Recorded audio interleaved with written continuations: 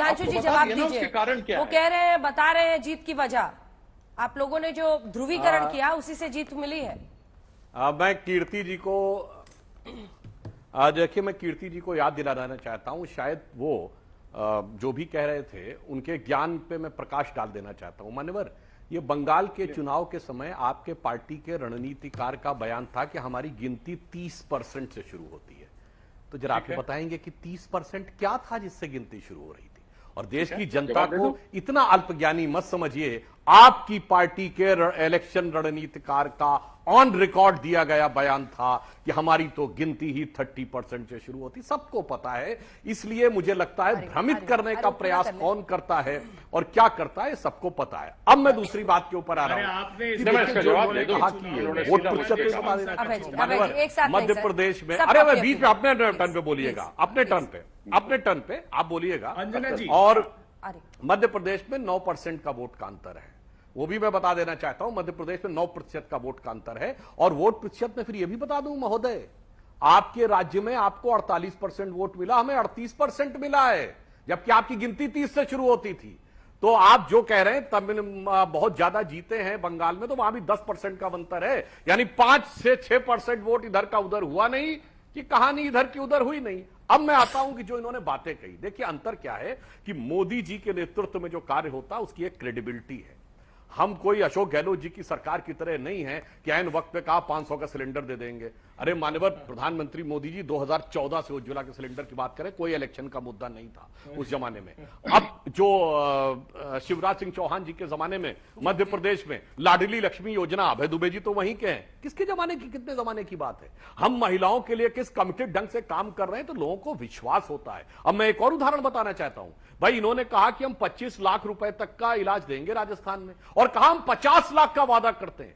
मान्यवर, 8.5 करोड़ आबादी है राजस्थान की। यदि कभी कोई महामारी आ जाए और 1% आबादी प्रभावित हो जाए, यानी 8.5 लाख लोग प्रभावित हो जाएं, और उनमें से सिर्फ आधे मांग लें, 4.5 लाख लोग वो इलाज मांग लें, तो जानते कितना होगा? 2.25 लाख करोड़ रुपए बजट है, 2,90,000 करोड़ का। सबको पता है ये ढपोर शंखी वादे हैं, इनके बारे में इनको कभी, इसीलिए जनता ने विश्वास नहीं किया है। जनता के विवेक को कम नहीं आंकना चाहिए, उसे पता है कौन हवाई वादा करता है, इसलिए गारंटी सिर्फ एक है, मोदी की गारंटी। बाकी सबकी घंटी बजा दी है, क्योंकि वो सारे सब ढपोर शंख वाली श्रेणी में आते हैं। ये देश की प्रबुद्ध जनता भली भांति समझती है। अभय जी थोड़ा सा रुक जाए, कीर्ति जी शुरू से हाथ उठाए हुए हैं। एक बार कीर्ति जी बोले, फिर फौरन आओगे अभय दुबे जी, आप ही की बारी हो। कीर्ति जी। हाँ, महोदय ने कहा अभी कि 30% से शुरू होती है हमारी गिनती। इनको अब देखिए ना, ये फिर उसी में ले जाते हैं। 30% से इनका मंतव्य क्या था? 30% बंगाल की जनता वोट करती। ये अरे हमारा नहीं, आपका मंतव्य था भाई। अरे सुनो भैया, ये फिर बीच में बोले जा रहे हैं। अभी मैंने इनको नहीं टोका, ये मुझे टोक रहे हैं, और इतनी जोर से बोल रहे हैं। भैया क्यों चिल्ला रहे हैं जब आपकी बात मैंने पकड़ ली? उन्होंने कहा, हमारे सांसद या जिसका भी नाम आप कह रहे हैं, टीएमसी के, ने कहा कि 30% से हमारी गिनती शुरू होती है। 30% जो काडर वोट है बंगाल में टीएमसी का, उससे शुरू होती है और 48% पर जाकर खड़ी होती है। और यदि मैं आपकी केवल यही मान लूं कि आप एक समुदाय के 30% की बात कर रहे हैं, तो 70% के तो ठेकेदार आप हैं। आप अपने आप को ठेकेदार मानते हैं, तो क्यों बंगाल में हार जाते हैं? फिर आप पंचायत के चुनाव में हार गए। तो मुझे समझ नहीं आता कि बात घूम फिर करके, जो मैं शुरू में अंजना जी आपके कार्यक्रम में कही थी कि इनके लिए हिंदू मुसलमान, भारत पाकिस्तान, राम मंदिर यहीं पे खत्म होता है, इसके अलावा और किसी विषयों पर नहीं होता है। तो जब 30% पे गिनती शुरू होती है, तो 30% जो काडर वोट है, उसके अलावा 19% और पड़ा, तो 49% मिला।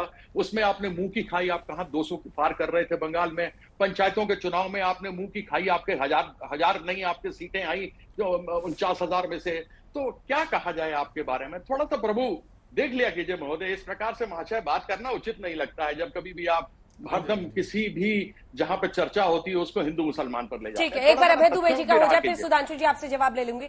लेकिन अभय दुबे जी, एक लाइन इन तमाम राज्यों में, ठीक है, एक लाइन बोल लीजिए सुधांशु जी। जी जी देखिए, मैं करोड़ों दर्शकों से कहता हूं, क्या गजब का डाटा दिया है कीर्ति जी ने। अरे साहब, जिस पार्टी का 30% का कैडर होगा, उसका वोट केवल 18% बढ़ेगा। अद्भुत ज्ञान है भाई, क्या गजब का राजनीतिक विश्लेषण आपने दिया है मान्यवर।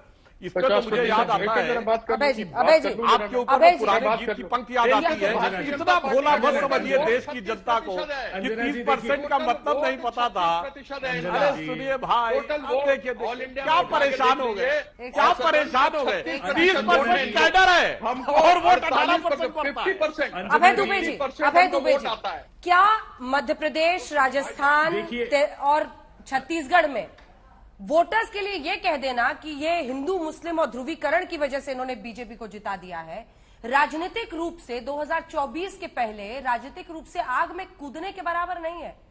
आप वोटर की ही विवेक शक्ति, उसका उसी का सम्मान करना भूल रहे हैं। आपको लग रहा है कि सब मतलब पिछली 3 बार से नरेंद्र मोदी लगातार लोकसभा में जीत हासिल कर रहे हैं, राज्यों में यहां पर उनकी वापसी हुई है, मध्य प्रदेश मैं तो मानती हूं वहां भी वापसी हुई है, राजस्थान में भी, छत्तीसगढ़ में भी। जनता को विवेक ही नहीं है, अकल ही नहीं है। अंजना जी अपनी तरफ से जोड़ रही हैं आप। नहीं, जनता बहुत विवेकवान है। एक जो हमारी कमी है कि हम जनता को ये बात नहीं समझा पाए। अगर राजस्थान में प्रधानमंत्री जी ने कहा कि कन्हैया लाल जी की हत्या हुई, तो प्रधानमंत्री जी किशन भारवाड़ की उसी तरह आपके अहमदाबाद गुजरात में हत्या हुई थी। एक पैसा नहीं दिया, वो चिल्लाता रहा कि मेरी हत्या कर दी जाएगी, उसी को जेल में बंद कर दिया। तिल तिल कर तड़प तड़प कर अपनी नवजात बच्ची का मुंह नहीं देख पाया। लेकिन वो हमने मुद्दा नहीं बनाया क्योंकि हम सांप्रदायिक ध्रुवीकरण नहीं करना चाहते थे। मैं हर डिबेट में कहता हूं कि सैफुल्लाह फारूक जैसे दुर्दांत आतंकवादी को ये टिकट देते, हम मुद्दा नहीं बनाया। तारिक अहमद मीर जैसे आतंकवादी को दिया, हमने मुद्दा नहीं बनाया। लेकिन एक प्रमुख बदलाव हमने भारत की राजनीति में कर दिया। राहुल गांधी जी ने इतना बड़ा बदलाव कर दिया कि जो देश के प्रधानमंत्री जी रेवड़ियां बताते थे, जनहित के काम को जो राहुल गांधी जी कहते थे कि हम बहनों को 1500 रुपए देंगे, गैस का सिलेंडर 500 रुपए में कर देंगे, 50 लाख रुपए में हम तक का इलाज करा देंगे, तो प्रधानमंत्री कहते थे रेवड़ियां बांट रहे हैं, ओल्ड पेंशन स्कीम रेवड़ियां बांट रहे हैं। अब कहने को मजबूर हो गए कि ये मोदी की गारंटियां हैं। प्रधानमंत्री जी, इन गारंटियों का जवाब आपको देना पड़ेगा 2024 के चुनाव में। किसने किया था 400 रुपए का सिलेंडर 1000 रुपए के पार? आप ही ने तो किया था। किसने की 60 और 70 रुपए की दाल और तेल 200 रुपए के पार? आप ही नहीं तो की। 100 रुपए के पार पेट्रोल डीजल किसने कर दिया? प्रधानमंत्री जी। इसका जवाब नहीं देंगे? आप जब महामारी की विभीषिका थी, आप कहते थे कि आपदा में अवसर ढूंढिए, तब अवसर किसने ढूंढा? प्रधानमंत्री जी। आपके धन्ना सेठ अडानी जी ने अवसर ढूंढा, जिसकी 12 लाख करोड़ रुपए की नेटवर्क बन गई और 12 करोड़ लोगों के रोजगार छीन गए। 142 लोगों ने 30 लाख करोड़ रुपए कमा लिए। वो जवाब तो देना होगा। ये राहुल गांधी जी के ही विचार था जिससे हमारी अर्थव्यवस्था सुचारू रूप से चलने लगी। तात्कालिक प्रभाव में जनता ने निर्णय लिया, मैं इस बात को स्वीकारता हूं, लेकिन जब केंद्र का चुनाव होगा तब इन सारी बातों का मूल्यांकन देश की जनता प्रधानमंत्री जी करेंगे। और आप तो कह रहे थे कहीं की ईंट कहीं का रोड़ा, भानुमति ने कुंभा जोड़ा।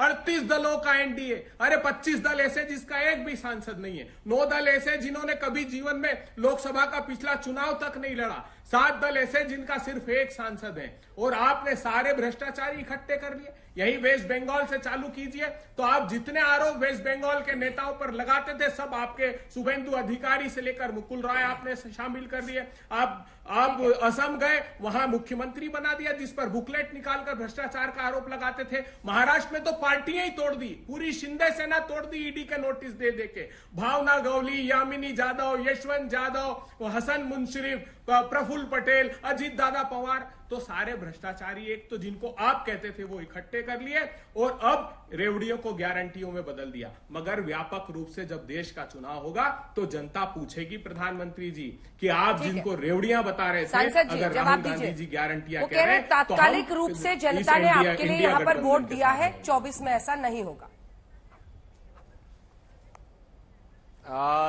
देखिए अंजना जी, जिसको अभय दुबे जी तात्कालिक कह रहे हैं, वो 2012 के गुजरात चुनाव से 2013 में इन राज्यों में जीतने से लेकर 2014 की लोकसभा, 19 की लोकसभा बड़ा दीर्घकालिक हो गया है अभय जी।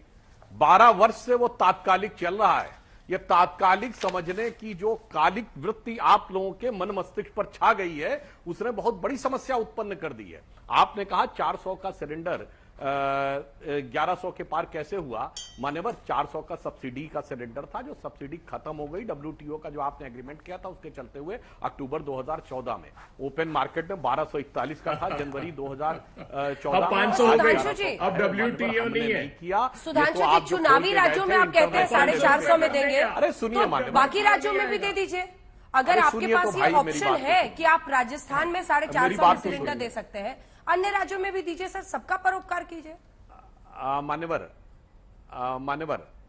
हमने तो गरीब लोगों को दिया है, पहला सिलेंडर मुफ्त भी दिया है, पर गरीबों को दिया है। रेवड़ी बांटना उसे कहते नहीं, सबको दे दो, कोई जरूरत नहीं है।